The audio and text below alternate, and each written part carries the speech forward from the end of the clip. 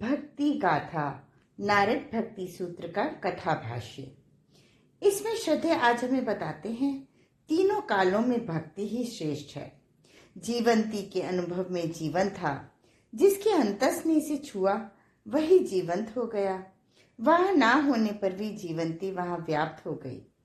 जो भी हिमवान के आंगन में एक क्षण उपस्थित था, वह उसी की सांसों में खुल गई। सभी की भावनाएं उसी के भावों में भीग गईं। हवाओं में तरंगित हो उठी भक्ति गाथा। ये हवाएं अपने आप ही बिना कुछ कहे बहुत कुछ कहने लगीं, पहुंचाने लगीं दूर दूर तक भक्ति का संदेश। जिसकी भावना परिष्कृत थी, वह इससे परिचित व प्रभावित होने लगा। ऐसे ही परिष्कृत भावनाओं से ओतप्रोत थी सुवर्चा। बीते युगों में कभी वह धरती की निवासिनी थी, लेकिन अभी सूक्ष्म शरीर से तपोलीन थी। जिस युग में वह धरती पर रही थी, उस युग में उन्होंने तपोनिष्ठ जीवन जीते हुए सद्ज्ञान का, सद्विचारों का प्रचार किया था। असंख्यों को उन्होंने जीवन जीना सिखाया था। सद्ज्ञान व सद्विचारों के इस प्रचार क्रम में उनका जीवंती से परिचय हुआ था। बुद्धिमता से वह परिचित थी। शास्त्रों का अनुशीलन उनका स्वभाव था। तपस्वी होना जैसे उनके अपने जीवन की परिभाषा थी। अद्भुत आभामंडल था उनका। जो भी उनसे मिलता सहज प्रभावित हो जाता। तपोमय जीवन के कारण उनके व्यक्तित्व में अनेकों शक्तियां सहज अवतरित हो गई थीं। उनके छूने भर से असाध्य रोगी ठीक हो जाया करते थे। उनके सानिध्य में बिना कोई चर्चा किए जटिल सवाल स्वयं ही अपना समाधान पा जाते थे। कई बार तो ऐसा हुआ कि लोग उनके पास आए ही नहीं, बस भाव भरे मन से उनको याद किया और उलझने सुलझ गईं, चिंताएं मिट गईं, पीड़ा स्वयं ही प्रसन्नता में बदल गई। ऐसा अद्भुत प्राण प्रवाह था उनका। कई लोगों ने उन्हें देवी का दर्जा दिया, कईयों ने उन्हें ईश्वर का विशिष्ट अंश मान लिया, पर स्वयं उन्होंने अपने आप को इन सभी अलंकरणों से दूर रखा। वह स्वयं को एक साधिका से अधिक कुछ न मानती थी। स्थूल देह के रहते उनमें जो तत्व जिज्ञासा थी, वह अभी भी यथावत बनी हुई थी। उनकी सूक्ष्म देह में अब भी उन्हें आध्यात्मिक पिपासा थी। इस पिपासा को, अपनी तत्व तृषा को शांत करने के लिए वह हिमालय के इस दिव्य क्षेत्र में तप कर रही थी। उनकी कंदरा सदा ही हिमाच्छादित रहती थी। इस कंदरा से बाहर वह कभी नहीं निकली थी। लेकिन आज वातावरण में जो भक्ति की तरंगें खुली थीं, उन्होंने उनको इस हिमाच्छादित गुफा से निकलने के लिए प्रेरित किया। बस वह इन गुफाओं की तरंगों के साथ घुली मिली यहाँ तक चली आई। जब वह यहाँ पहुंची, उस समय देवर्षि नारद के अगले सूत्र का उच्चारण कर रहे थे।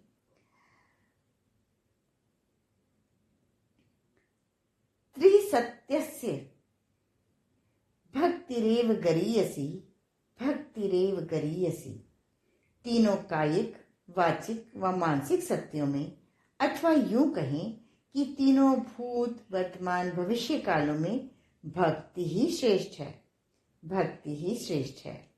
इस सूत्र के उच्चारण के समय सभी ने बड़ी मीठी मीठी भीनी भीनी सी पावन सुगंध और प्रकाश का पारावार सा उमड़ता महसूस किया। थोड़ी ही देर में सुगंध व प्रकाश के पावन पुंज ने साकार रूप ले लिया।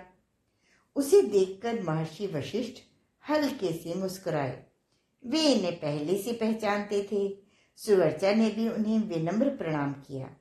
इस प्रणाम अभिवादन के अनंतर महर्षि वशिष्ठ ने सुवर्चा के बारे में सबको बताया।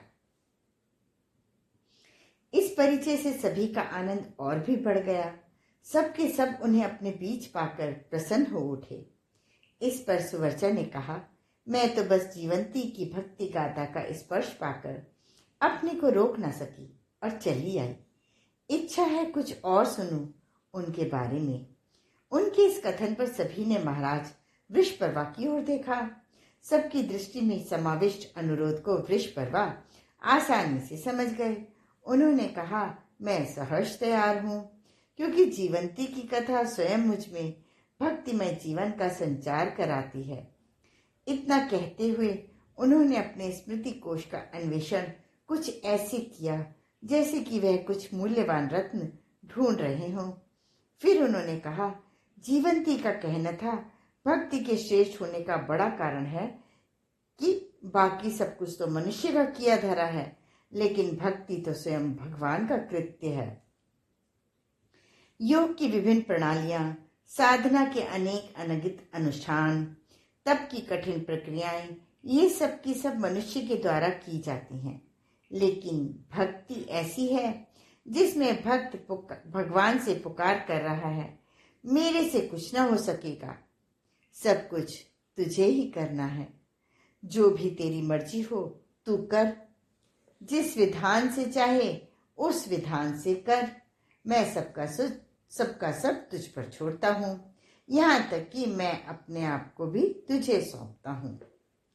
महाराज वृषपर्वा यह जो भी कह रहे थे उसमें अनूठापन था, विचित्र सा नयापन और मौलिकता थी उनके कथन में। सुवर्चा को तो इसे सुनकर ही रोमांच हो उठा। उसे भी साधना की विभिन्न विधियों को पूरा करते हुए युग बीते थे।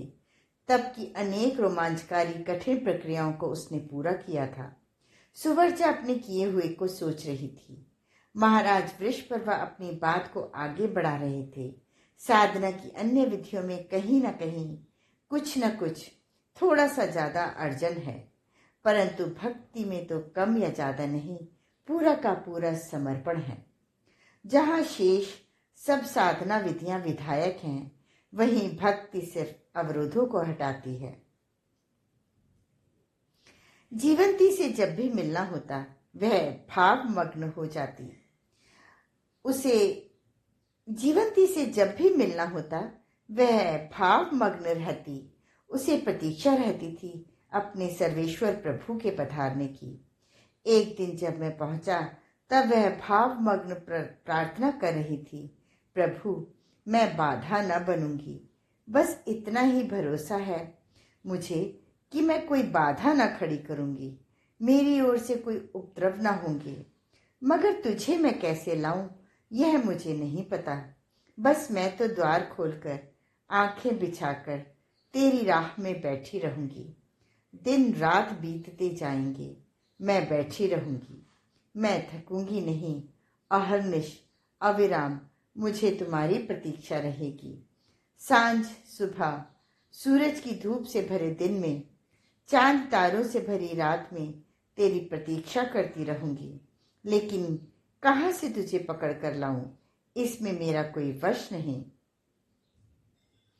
मुझे भरोसा है तो तेरी कृपा पर।